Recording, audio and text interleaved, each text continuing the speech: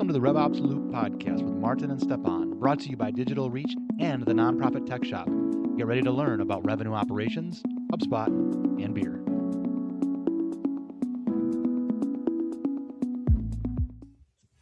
Hey guys, welcome to episode 9, the RevOps Loop.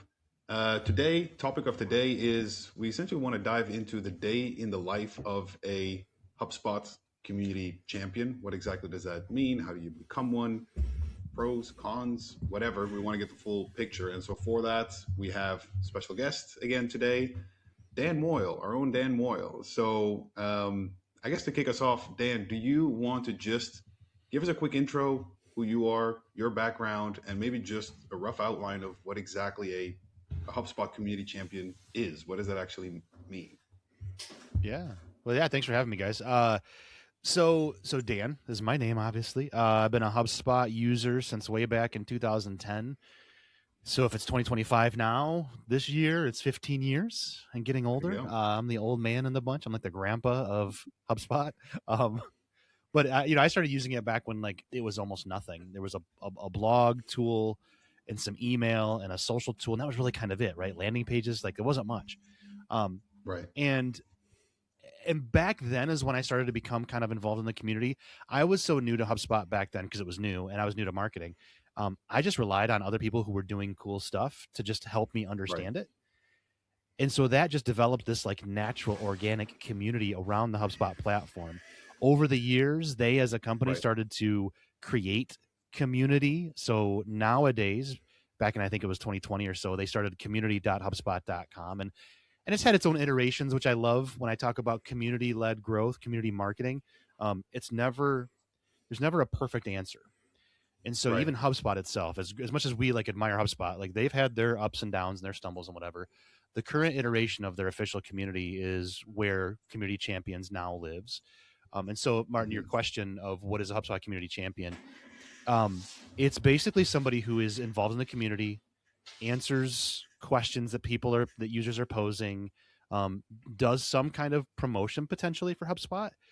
They never tell you what to say, but if you are actively talking about them, they're going to recognize that and thank you for it. For those that are seeing us visually, I have a HubSpot community hoodie on. For those who are just listening, I'm describing it. It's a HubSpot community hoodie. So sometimes you get some swag, or you get to I've got a big HubSpot Academy banner behind me, and so you get stuff as a thank you for doing that, right? So community champions are those who go out and advocate for HubSpot. I have been on prospect calls. I have spoken at Inbound. I have been early in the early days. I was part of a press briefing thing. So you get to do these really cool things as an advocate for them, and you're also active in the community, that kind of stuff. And so that's how you end up doing it. The last thing I'll say about this is that you have to officially apply for it, right? There is an application process. Yeah. I was going to because I do want to get a bit more into sort of more on the day-to-days and then what exactly that means. But I guess becoming a champion, there is an official process there, right? Is that also something you're renewing, right? It's essentially like you mentioned, it's an application, right? So at one point you have to proactively reach out to HubSpot and essentially prove that you're a potential community champion. Is that generally how it works? Yeah. And the nice thing is the community managers, all of them from moderators to managers to the community leads, they are active in the community too. So they'll know it. Right. They'll see you answering questions. They have a leaderboard. They can see how many people have answered or gotten upvotes this week or whatever. So it's easy to prove. But yeah, you have to officially apply for it. They like you to be active also out in social media. Once upon a time, proving that on Twitter was super easy. LinkedIn's a little bit different, but using certain hashtags, tagging HubSpot, they can find you pretty quickly. So you're not required. You don't have to be on all the social media. If somebody hears that and they're like, oh man, I got to be on all the socials. I don't do social media. You got to do at least a little bit because they want you to, be out there talking about them. But I know, so Stjepan is really involved in Reddit, right? So if you're a Reddit person, but you're not on LinkedIn necessarily, okay. You can be flexible in different kinds of communities. Yeah, they are definitely flexible. So There's And no like yeah, set benchmarks like X amount no, of and there's like Yeah, there's like different ways you can be a champion. Then you can tell us more about it, just like a briefly. You can share stuff that is there in community and earn points. I think you can yeah. help other people. So like, what else? Like, can you talk more about that? I know that's how, like, you don't need to be in like one box. You can do multiple things, and it adds to your community persona. Yep, absolutely. Yeah, so the point, Stepan, yeah, that's a great point. There is a community champions area of their community, and there are challenges, and those could range from like commenting on blogs to writing a blog for their community blog to sharing. You know, when they come out with a report every year, you know, it used to be Mhm. the state of inbound. Now I think it's just like the state of marketing or whatever. But their big reports that they release, if you share it and give your opinion, you can Okay. get points for that. And so you can definitely get points for that, for all those different things. Yep. And so yeah, so Stepan, that's a great point.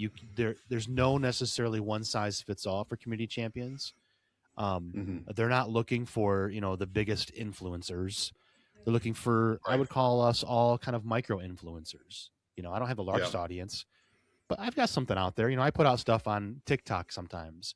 I only have a Yeah. couple hundred, maybe a couple thousand now followers. I'm not that big, but Yeah. Yeah. Yeah. you know, they just It's they really value that authenticity. You know. yeah. Yeah. Yeah. Yeah. So it's that. I mean, I guess, and that makes sense. It's a bit of a combination of, on one hand, are you essentially like an ambassador or promoter of just HubSpot in general, but then also just within the HubSpot users, are you actually providing valuable supports and feedback and like I mentioned, answering questions and not just sharing a report, but adding your opinion, right? I'm assuming Mm-hmm. HubSpot takes a look at that as well, right? They're not necessarily just looking for human billboards, so to speak. Yeah. It's more of provide some inputs, yeah, and actually help people use the product better. And to jump into that, like, I know, like, as a community champion, there are like benefits, and then everybody, like, we all know how Dan loves HubSpot. We all love it. We do it, but like, you can get invited to do like a very private beta testing for certain features, based off Hmm. like if you apply, or there are certain topics about it. So I think that's very interesting in like being a community champion. But Yeah. okay, but when you started then, and you went, you're doing it still. So that's like probably, like you said, 12, 15 years that you're active. What keeps you motivated to be active? And did you had any like failures, maybe starting some separate communities? Can you talk more about that? Because I think like people that maybe are trying to start it, like, oh, I can start it, but like, will I be motivated in 2 years, 3 months? Can you share more about that? Yeah. Yeah. So there's kind of two things here that come to mind for me when you ask that, Stepan. Is number one, like how do I stay motivated in HubSpot community as a community champion? How am I helping other HubSpotters? Why do I do it? So that's one thing I want to talk about. The other thing is like there's more than one answer to community led growth, CLG. How do I do community, air quotes, for my business, right? And why would I, and how do I do that? So there's kind of two things there. So the first path, why do I keep doing it? I'm a helper. I just love helping people. I know that when I first started out with HubSpot, as simple as it was versus how complex it is today, it still wasn't the easiest thing to figure out. And so Hmm. having other people who had done it figure it out with me, having people just collaborate with me and say like, hey, let's try this thing. I did co-marketing early on in HubSpot as a marketer. I worked for a mortgage bank. And so doing co-marketing with like real estate agents and realtors, that was so much fun.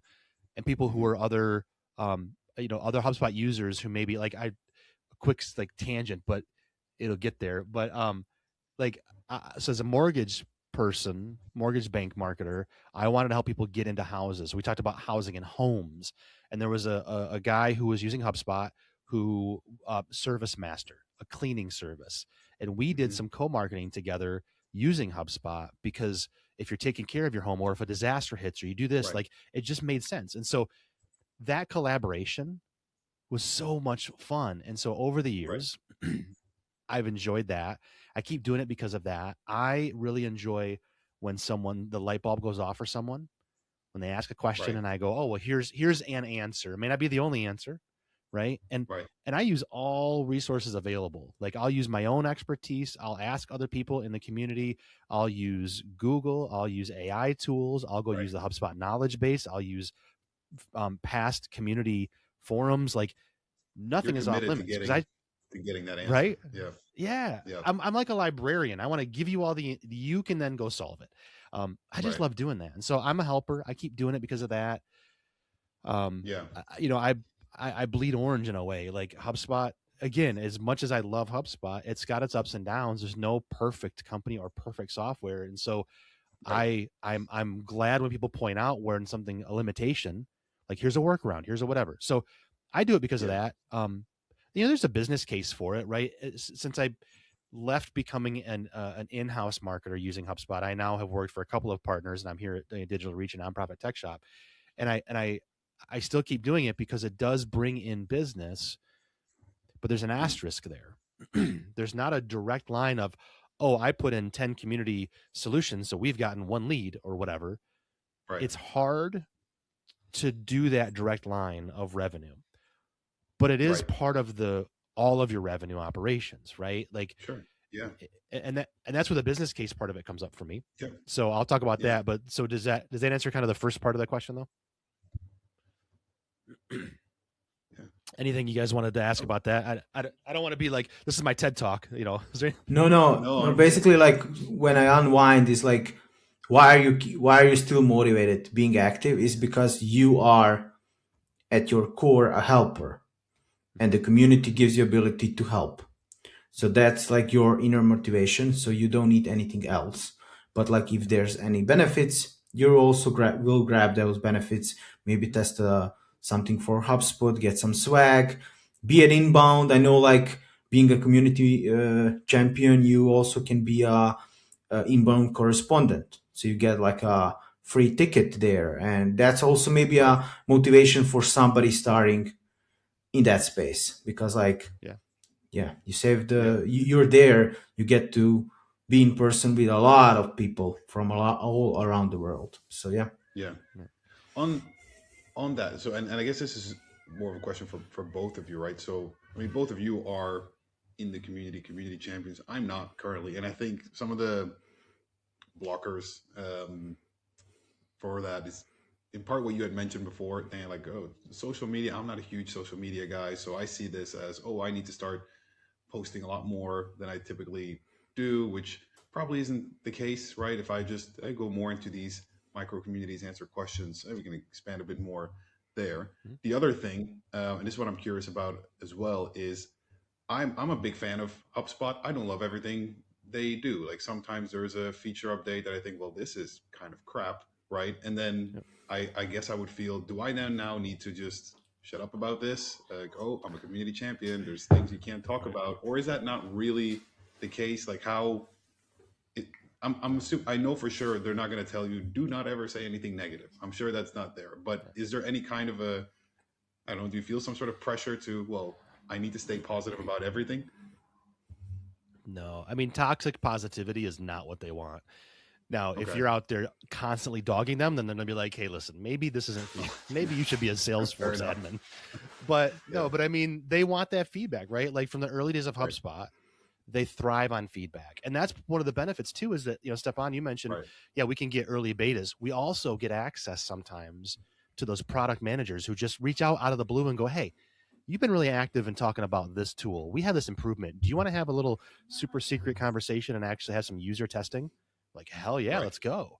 So yeah, I mean, that's giving them feedback is great. Mm-hmm. Being an a-hole, not so much. So that would be the difference, right? Yeah, I agree 100%, because like I have a story. Is like I was reached out to do a very private beta of like new navigation, even when it's not even rolled out. And I was always telling them, I was in Slack with a couple of product managers, and I was telling like, this is too many clicks. And so I was being very brutally honest, and they did minimize it. It rolled out. I was still posting on LinkedIn that I don't like something, and they just optimize it the way that it is now. And I don't know if I would ever go back to the old navigation. But then I was like, I want my old navigation. And the same is at Inbound. They can approach you and you get to see like how the new personalized workspace will look before everybody else and give honest opinion. So I'm 100% with Dan.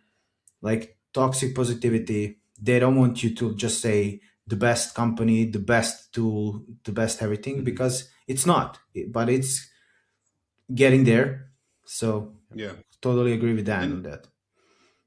just to circle back to something we briefly touched on earlier, so there's somewhat of an application process. It's somewhat flexible, right? There's no hit benchmarks, and you have to post this much a month, etc. But you do have to prove, I guess, your community involvement to some degree. Is this then also something you're renewing, or is it one of those, hey, once you're in kind of situations? I mean, so as I understand it, like basically once you're in, with Right. the exception of like you have to stay active, right? If you're in and you do Sure. nothing, you have to maintain a certain minimum point level, which like you get points just for answering questions in the community. Right. So like it's a very low bar.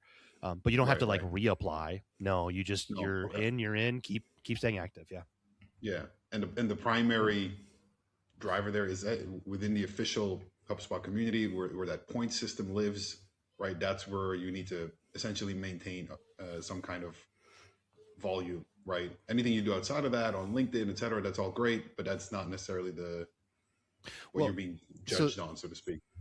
so the nice thing is those things that you do outside of HubSpot community are part of like the Yeah. challenges that we mentioned earlier. Right. So you can Right. get points for those. So they'll see those, you'll Oh, get okay. points. So like that all does add up, but the minimum, like just Yeah. answering, I think it's maybe even one question a month or something like that. Like it's really low Oh, wow. Okay. to And stay in. Yeah. can you say just a little bit more about like what will be the challenge that HubSpot gives you to do on like other Yeah. social? So some of the challenges that I've seen over the years will be like those reports. Share this report and get 100 points. Answer this specific AMA question or ask a question in an AMA that they're hosting. They'll invite you to be part of those sometimes. Write a blog post. Comment on this blog post. Share a video like this. So it's like just getting you involved Right. in their marketing. Those are a lot of the types of challenges that you'll see. Yeah. Yeah, and I love that gamification that HubSpot is doing is like, and then also like one more thing is when we say HubSpot community, just like maybe explain it more to the audience is like you don't need to be in like overall community, like you can just focus on a community inside of the HubSpot community dashboard. So it can Yeah. be AI, it can be nonprofit. Is that right? You Yeah. can find It your can niche. be, Right. I don't know, healthcare, like your niche. Yeah. Yeah. So Yeah. You want to find your what niche and get on there. communities Yep. what communities you like to be engaged, or all of them? Is there one or two that you love the most? Yeah. I really enjoy the sales and the marketing both, like those specific Mhm. communities. So sales pros looking for help, sales people, reps, sales managers, directors, whatever, looking for help. I like being in those. I'm not a salesperson, but I understand HubSpot and how salespeople do like it. I've worked with a lot of sales folks for that. And then marketing, I'm a marketer by trade. So those are my kind of Right. two favorites, but like I enjoy just helping anybody. Yeah. I'm not a developer, so I don't go into the developer community. But I have friends there, Right. so I know who to put you in All touch right. with. So, but yeah, Can can you? And this is again. My questions are really as an outsider. yeah. Could you, in theory, be a HubSpot champion and a Salesforce champion? Is there some kind of like exclusivity clause? Is that a thing, or is it more of a? I don't know. Do you know anyone who is Yeah. essentially a champion in competing platforms? That seems counterintuitive, but I'm just wondering if that's possible at all. Yeah, there's no reason that you can't be. I mean, I've never seen any Right. kind of clause or anything. I don't personally know. So I don't know of anyone necessarily because I don't know the Salesforce community very well. Sure. So I don't know if Right. they have community champions like HubSpot does, but I know Right. plenty of folks who are both Salesforce admins and HubSpot Sure. admins. and there's never a problem with that. Early on, HubSpot and Salesforce were really partners because Mm-hmm. HubSpot didn't do what Salesforce did. And then Mm-hmm. when HubSpot started to become a CRM, they focused Right. on places that Salesforce didn't reach. And so they've Right. been parallel for a long time. Now Yeah. there's some crossover and there's definitely competition there. And Sure. but they also still do partner. They've got integrations, they've got different Yeah. things that they solve for. So For I've sure. never seen HubSpot ever say that you can't do both. Yeah. Yeah. Yeah. I wonder if it would just be frowned upon. I guess that would be the best term Yeah. for it. But I don't think so. No, they work together a lot.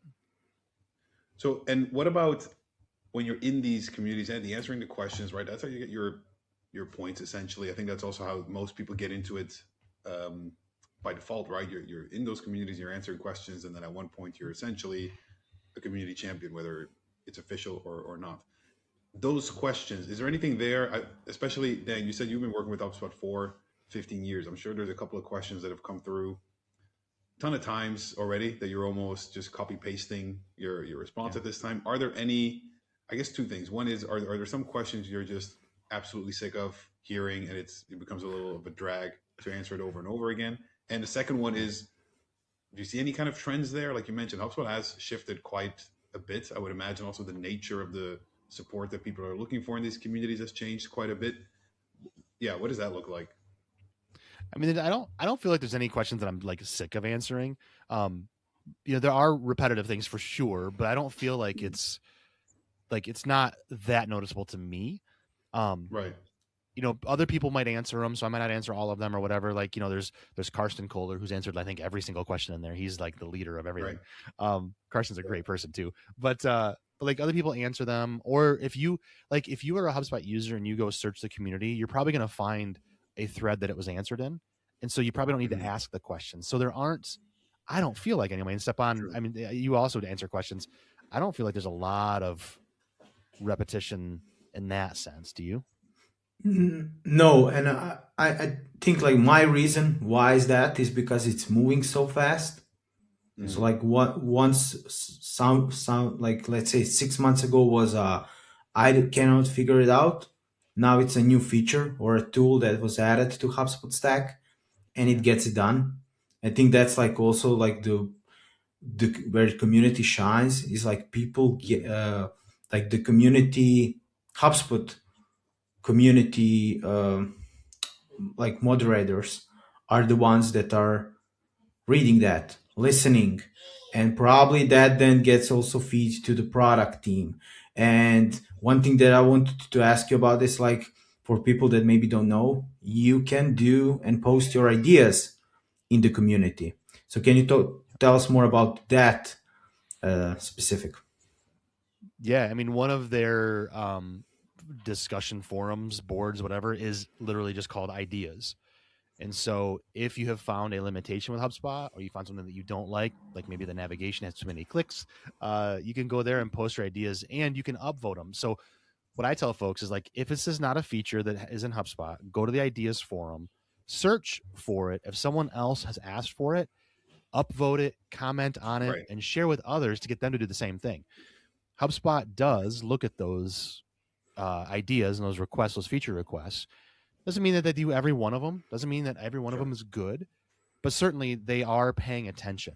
And they have at the top of their banner on that specific forum, like how many have been instituted, how many have been asked for. So they keep up on that. But yeah, it's great. They do pay attention. They genuinely do. I tell people that all the time. Yeah. Yeah. Yeah. And what's great there also is like when the idea is upvoted a lot and it makes sense, like the HubSpot moderator on the community will comment there, I think, and it will say, this is currently being reviewed. So sometimes you like hope, and that can impact a partner that maybe is struggling with something for the client. And they can say like, maybe this is like in 6 months, we will get this. I remember when it was like, why don't we have workflows that can do associations? Because are we just need to all buy Operations Pro? And then they rolled out like a year later. Now you can do just associations with basic workflows because it was so much upvoted and it made sense for people that are like close to being enterprise, but not yet. And buying the just one hub to do something is like a pretty big increase. So yeah. It's very collaborative in that, or that's the sense you get as well, is that it's not just, responding and helping people work with what's already been produced, but also, hey, proactively get your IDs in there, upvote IDs, talk with HubSpot directly to get these changes pushed live, and to your feeling, this is being listened to, and you do see a significant amount of these suggestions being picked up, rolled out. I know I've seen one or two just in recent months kind of come through that clearly came from one of those updated initiatives. So it does seem to be, like you mentioned, something they actually do listen to and collaborate on. Yeah. Yeah. You guys asked about the failures, the other communities I've tried to. You want to get back to that? Not to like direct your show, but 100%. Did you say other communities? Yeah. So Stjepan asked about like failures and other communities, Right. like what I've learned from, and so that I love talking about that too, because like HubSpot community has been a great place to be. I love being a champion. It's got me a lot of benefits. We talked about all that, but like as a working for a partner, again, there's not a direct line of like, I spent this many hours, I got this many leads, here's this line to revenue. But what I've learned is that especially today, and this sounds so cliche, but like, especially in today's AI world, but especially as things change, the one thing that stays the same, I feel like, is the humanity, right? We can all use these AI tools to do better, go faster, be smarter. But at the end of the day, people do business with people they get to know, like, and trust, right? Right. It's still that person to person thing. And so I feel like community led growth, while it's been around for a long time and has had its peaks and valleys, I feel like it's becoming stronger and stronger. And so I've thought about that as a business, as a partner and as a business person now, right? Right. So one of the things that I like to think about is like, how do I do that for my business? And so starting your own community, being in a community, being in other people's communities, like what do we do? Is community a website? Is it dark social like Slack or Discord? Is it Facebook groups? Is it LinkedIn groups? Like, where is it? And honestly, I feel like it's all of it or any of it, right? There's no one size fits all for this either. And so as much success as I've had in being a community champion and getting the benefits of like speaking at Inbound and all these other things, there's also been some failures, right? And so Stepan's question about like ups and downs and failures. At a previous partner, we tried to launch a community because we really felt like we had a different voice, a unique voice in the HubSpot ecosystem. We were a HubSpot partner, but we thought, okay, we've got a different voice. And so we tried to launch our own community. And it was okay. And we did it on Slack, like bring people to us. We want people to be with us. And we brought them to Slack, and it just, I'll be honest, just never really took off. Right. Okay. And I don't know the exact reasons. I have some hypotheses or some guesses or some opinions. Right. Forcing people to go from where they are to somewhere else to get the same answers isn't going to be a thing that they do. I don't need one more channel to go check. I don't need another Slack channel where I can get the same answers on HubSpot community. Like, I don't think that the voice was that unique. Right. If I'm just answering HubSpot questions, go to HubSpot community. So now what I'm thinking about is like, one of the things I know that we're doing here at Nonprofit Tech Shop and Digital Reach is that we're looking at another community to go be active in to get to our ICPs. Right. I love that idea. Like if you are a business that has your ideal client profiles, your buyer personas they're having community, you can go there and be a part of the discussion without being salesy and gross.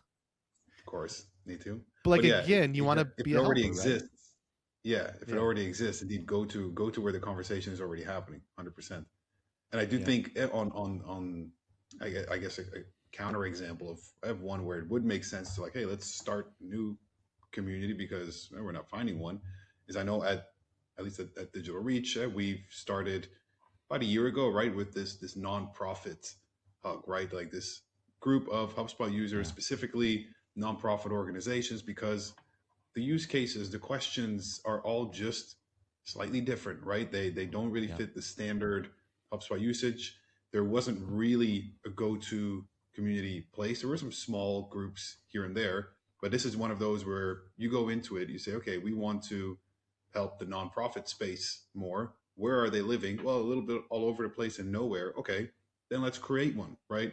And so I think that is then a good use case of, hey, if it's not, if you can see that there's a need, right? We were getting the questions, we were walking around at Inbound, nonprofits are walking up, they're trying to figure out how to use HubSpot better.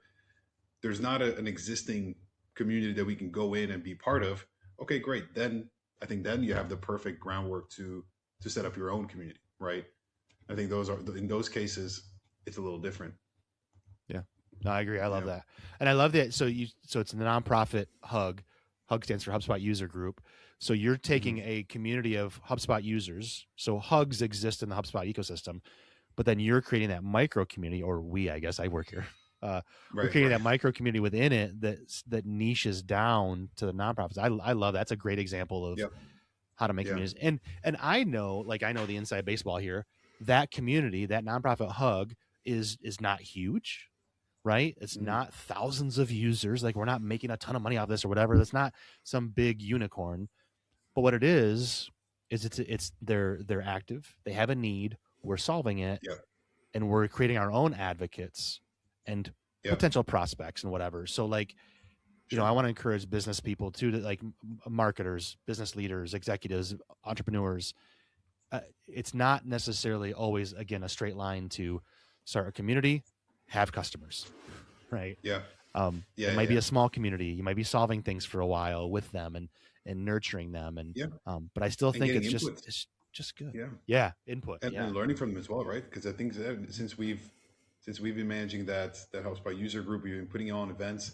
Obviously, we get questions and feedback from people left and right, and it also just helps us better our services, right? So Yep. again, even though there might not be a direct, like you said, prospect that falls on your lap from the user group. Indeed, that's not really how it works, and also not really what we expect. But you get terrific input from these conversations that are happening then in that community that help you just improve the way we position our services. Hey, what should we productize, right? Like Yep. what is something that we think we have a solution for, but actually based on the feedback we're getting, we need to tweak this. So there's a lot of input you get just from being part of those. Yeah. And then to just like partially go with like one question: is there anybody from community when you started being a community champion that you looked up to, or maybe there's like folks that you like wanted to meet in person because you were seeing them being active in community? And I'm asking you because when I started 5 years ago, I was seeing Dan Moyle all over the place in HubSpot community. There was like Dan Moyle, Karsten, and maybe some other people, and I was like new. I'm in Croatia, small city, and I was like, I want to meet this man. Then I went to Inbound, and we met, and I was like, oh man, that's crazy. So like, do you have somebody that like when you started was already like, oh, I want to meet this, I want to talk to them? Yeah. I mean, I appreciate the kind words. Yes. So there have been over the years. So Karsten, you mentioned, right? Unfortunately, he doesn't travel. He's very eco focused and doesn't want to travel to the U.S. He also lives over in Europe. I forget where exactly, but so he's one. But we've had conversations. We've met, air quotes, through Slack. We've had private DMs and stuff. So like, I've gotten to know him and we've become friendly. Josh Curcio, I think that's how you say his last name, Josh. He's one of those leaders. Phil Valander, he was a big leader and still is, not as active as he used to be, but lots of solutions. I when I first started with HubSpot early on, it was so early. I got to like know some of the executives. I got to meet Right. Brian and Dharmesh, both the co-founders. Their Right. first CMO, Mike. It was so funny. Every time I'd see Mike, I'd go up to him every year and introduce myself. He's finally the one. He goes, Dan, stop. We know who you are. It's like, you have been Nice. a case study for us. We know who you are. But you just like meeting these folks. You're just like, oh, this is incredible. I got to meet David Meerman Scott early on. He's an author, a speaker. He's written books with Brian Halligan. He's written his own books. Like, so being able to meet some of those folks has been incredible. Right. I just love meeting everybody who's in the community. I mean, Yeah. genuinely, like some of the HubSpot folks, Christina Garnett, Gabby, Yeah. like there's just, some of those um, uh, academy professors. So like Hmm. everybody wants to meet Kyle. Kyle Jepson is like the top person that everybody wants to meet. But I Right. loved meeting Jory Monroe. So there's just like a lot of folks that, yeah, Stjepan, I'm with Yeah, yeah, you. yeah. I'm in awe of the smart people we get to meet when we have those conversations. Yeah. And I guess that one somewhat difference there then is because you were part of it so early on that there almost wasn't necessarily community champions in place. Like it was all kind of just starting out at that point Yeah. when you were getting into the Yeah. community. I mean, I guess that's fair to Mhm. say. Yeah. There wasn't like, yeah, I guess that's fair to say. Mhm. But what I've learned over the years is I just really enjoy meeting every person who was doing those things, right? Yeah. Um, you know, Josh and Jennifer and Phil and I got to meet in person finally and have a panel, and so that Yeah. was something that I was like, man, I'm on stage with some amazing people. Like, this is incredible. So I've definitely had those moments too. Yeah, 100%. There you go. Okay. But that's cool. Okay. I feel like we got like a good idea of what does it mean to become, well, to be a community champion. How do you become one? So I think it's for everybody who has a certain tool that they're generally a fan of, like helping people, you like being involved with communities. You don't have to be on social media every day. So for people like myself, who might be a bit afraid of that, that's not a thing. Um, Yeah. yeah, that could be an interesting one to get into. Plus, you get all these benefits, right? You're meeting a ton of people, like you mentioned, right? You're getting hoodies. The hoodie looks great. So just for that Yeah. alone, I'd say sign up and get in there. Any final sort of comments, input from your side, Dan? Anything else on community champion that we didn't discuss? Anything that's important to call out? If two words come to mind when I think about the community champions and just being involved in community. Number one is authenticity. Just be Hmm. authentic. If you don't know the answer, say you don't know the answer. Don't ask AI and then just copy and paste, right? Anybody else can do Right. that. Don't just Google and Right. give results. Like, give some feedback and insights, and like use those tools, but be authentic and be you. The other Yeah. one is consistency, right? Yep.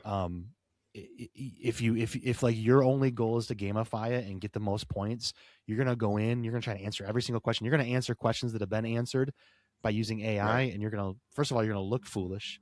It's gonna just kind Yeah. of be gross. You're gonna get a bunch Yeah. of points, and then you're gonna get exhausted, and it's not gonna happen. So Exactly. Yeah. consistency of like 15 to 30 minutes every day, just Yeah. answer a question or two, get a few upvotes, get a solution or two, and Yeah. just want to help. So authenticity Yeah. and consistency are my two. I love it. Those two typically go hand in hand, right? You can be consistently authentic. If you're not authentic, it's hard to be consistent Yeah. with whatever you're putting up. So no, 100% love that. Yeah. Great point. Cool. Well, to round us up, so Stjepan and I, we usually have our beer review. Now, whenever we have a guest on, we're not going to go through 3 beers. Instead, Dan, we just want to put you on the spot and say, hey, what is your favorite beer? If you're not a beer person, what is your beverage of choice? And yeah, any specific one you want to call out? I was really worried last night going to bed. I thought, so we're recording at 7:30 in the morning Eastern time. Hmm. I thought I'm gonna have to have beers and like actually review beers, and then have to go to work. I don't know if I can do that. No, I love that you guys talk about beers. I'm a big beer fan. There are two. Well, I guess there's three thoughts for me. I don't have 3 beers to review necessarily, but I got 3 thoughts. Number one is I love a good, consistent Guinness. Just like, Yeah, and I'm going can't to go wrong. Ireland next year, so I get to have an actual Guinness in Ireland. So we'll see how that goes. Um, Hmm. but I love a good heavy beer. But then I also like my local brewer that people seem to know, Kalamazoo, Michigan, Bell's Brewing. Bell's This Brewing. year, yeah, this year, they were actually bought by the owners of Fat Tire, the Belgian brewers. Anyway, Okay. but like they're a micro brew in Kalamazoo, and people know that. And so that my favorite there is actually called Two Hearted Ale. It's the only double Okay. IPA that I really love. I don't like Okay. IPAs, guys. Two Sorry. Hearted Ale Sorry. from Bell's Brewery in Yeah, Kalamazoo. Am I saying that right? that's exactly it. Yep. There we go.